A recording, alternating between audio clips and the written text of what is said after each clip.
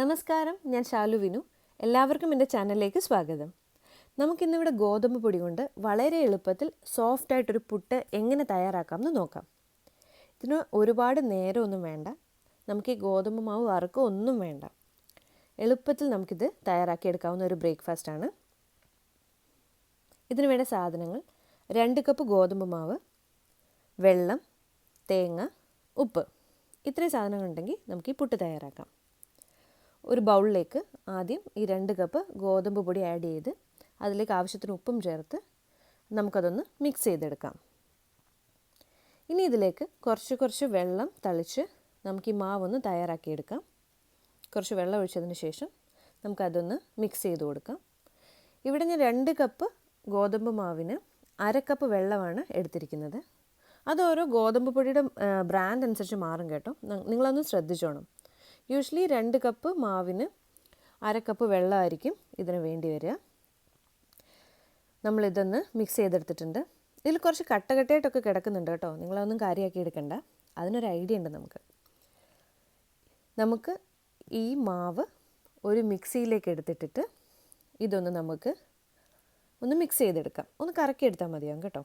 നല്ലപോലെ ഒന്ന് കറക്കിയെടുത്ത് കഴിഞ്ഞാൽ ഇതിലെ ഈ കട്ടയൊക്കെ പോയി കിട്ടുന്നതാണ്. മിക്സിയിലിട്ട് നല്ലപോലെ ഒന്ന് മിക്സ് ചെയ്തെടുത്തേക്കുന്ന മാവാണിത്. നമുക്കിതിനി തിരിച്ച് ഈ ബൗളിലേക്ക് തന്നെ ആഡ് ചെയ്ത് കൊടുക്കാം. കണ്ടില്ലേ, ആദ്യം കണ്ട നമ്മുടെ ആ കട്ടയൊക്കെ മാറിയിട്ടുണ്ട്.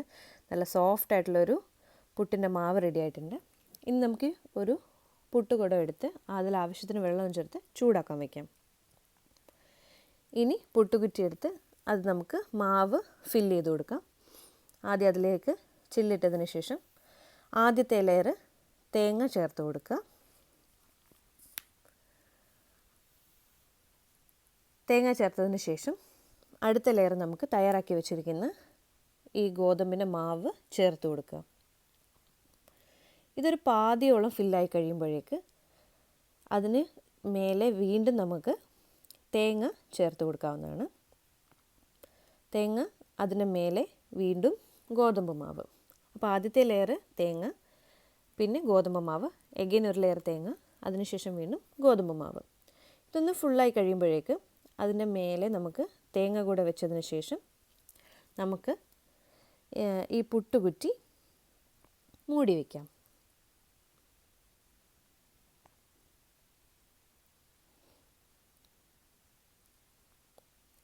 ഇപ്പോൾ നോക്കാം, പുട്ടുകുടത്തിൽ നിന്ന് വെള്ളമൊക്കെ തിളച്ച് ആവി വരുന്നുണ്ട്. നമുക്ക് ഈ പുട്ടുകുറ്റി ഇനി ഇതിനെ മേലെ വെച്ച് നമുക്ക് ഈ പുട്ടൊന്ന് വേവിച്ചെടുക്കാം.